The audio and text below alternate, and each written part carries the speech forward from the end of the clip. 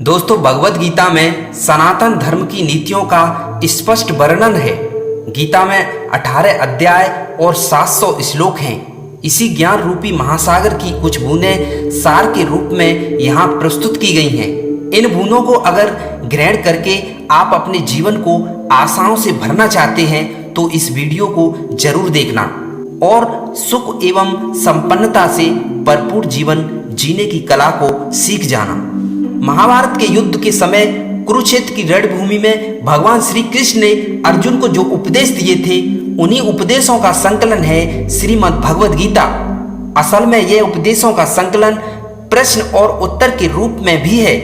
अर्जुन कई प्रश्नवाचक चिन्हों के भंवर में फंसे हुए थे और भगवान श्री कृष्ण ने इन्हीं प्रश्नों का उत्तर देते हुए अर्जुन को इस चक्रव्यूह से बाहर निकाला। दोस्तों, भगवत गीता ही है जो आधुनिक युग में व्यक्ति समस्याओं से घिरा हुआ है। मनुष्य को एक कर्मशील जीवन जीने के लिए भगवत गीता ही प्रेरित करती है। गीता ऐसे प्रेरणादायक संदेशों का महासागर है जो जीवन से निराश मनुष्य और जीवन में हार चुका मनुष्य, परेशान मनुष्य को आशाओं से भर देती है। ठीक उसी प्रकार जिस प्रकार भगवान श्री कृष्ण ने अर्जुन की निराशाओं को दूर किया था और उसे युद्ध लड़ने के लिए प्रेरित किया था। तो चलिए कुछ बातें आपके सामने प्रस्तुत करते हैं। देखिए, जन्म लेने वाले की मृत्यु निश्चित होती है और मरने वाले का जन्म भी निश्चित होता है। इसलिए जो अटल है, अपरिहार्य है, उसके विषय में तुमको कभी शोक नहीं करना चाहिए। दोस्तों, नरक के 3 द्वार होते हैं। एक वासना और दूसरा होता है क्रोध और तीसरा होता है लालच। जो व्यक्ति इन 3 चीजों में पड़ गया वह ये समझ लेना कि बर्बाद होकर ही रहेगा। परमात्मा को प्राप्ति के इच्छुक कोई भी इंसान हो जन्म से नहीं बल्कि अपने कर्मों से महान होता है। जिस व्यक्ति की प्रबुद्ध बुद्धि है उसके लिए गंदगी का ढेर, पत्थर और सोना सभी एक समान होते हैं। देखिए दोस्तों, समय से पहले ना किसी को कुछ मिला है और ना किसी को कुछ मिलेगा। भाग्य से अधिक कभी किसी को कुछ नहीं मिलता है।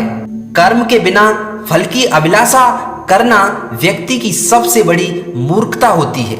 इसलिए जो कर्म करोगे वैसा ही फल मिलेगा, ये बात हमेशा याद रखना। बिना कर्म के जो व्यक्ति सोचते हैं कि मुझे फल मिल जाएगा अच्छा, वो मूर्ख होता है।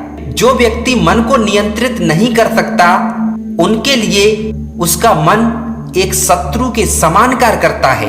दोस्तों, अपने अनिवार्य कार्य करो, क्योंकि वास्तव में कार्य करना निष्क्रियता से बेहतर होता है। जो व्यक्ति फल की अभिलाषा छोड़ देता है और अपने कर्म को करता रहता है, वही पुरुष अपने जीवन को सफल बनाता है।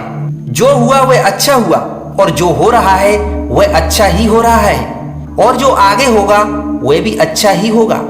मेरा तेरा तुम क्या करते हो और छोटा बड़ा और अपना पराया ये आप मन से निकाल दीजिए, फिर आगे सब तुम्हारा होगा और तुम सबके होंगे।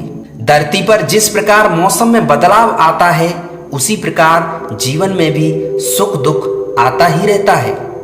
इसलिए ज्यादा परेशान होने की जरूरत नहीं है। भगवान श्री कृष्ण कहते हैं, सफलता जिस ताले में बंद रहती है वह 2 चाबियों से खुलती है, एक कठिन परिश्रम से और दूसरा दृढ़ संकल्प से। जो व्यक्ति भक्ति में श्रद्धा नहीं रखते हैं वे मुझे पा नहीं सकते हैं। अतः वे इस दुनिया में जन्म मृत्यु के रास्ते पर वापस आते रहते हैं। मनुष्य को परिणाम की चिंता किए बिना, लोभ लालच बिना एवं निस्वार्थ और निष्पक्ष होकर अपने कर्तव्यों का पालन करता रहना चाहिए। तभी वो जीवन में एक सफल व्यक्ति बनकर उभरता है। दोस्तों, जिस मनुष्य के अंदर ज्ञान की कमी और ईश्वर में श्रद्धा नहीं होती है वो मनुष्य जीवन में कभी भी आनंद और सफलता को प्राप्त नहीं कर पाता है। जब जब इस धरती पर पाप, अहंकार और अधर्म बढ़ेगा ना, तो उसका विनाश करने के लिए धर्म की पुनः स्थापना करने हेतु मैं अवश्य अवतार लेता रहूंगा।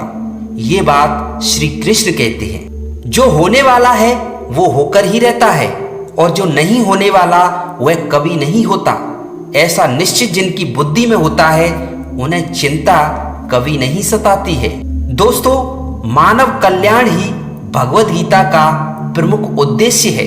इसलिए मनुष्य को अपने कर्तव्यों का पालन करते समय मानव कल्याण को प्राथमिकता जरूर देनी चाहिए।